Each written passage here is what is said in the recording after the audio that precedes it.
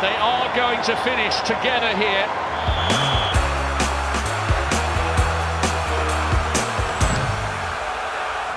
Mahatma Gandhi, Nelson Mandela. James Bond og Ørjan Berg. Det er mange helter rundt omkring i verdenshistorien, men i dag fikk vi enda et nytt innslag. They didn't travel here to drop out. They traveled here to finish. Braima Dabo and Jonathan Busby, to a huge ovation from this massive crowd in Doha, have finished the 5,000 metres.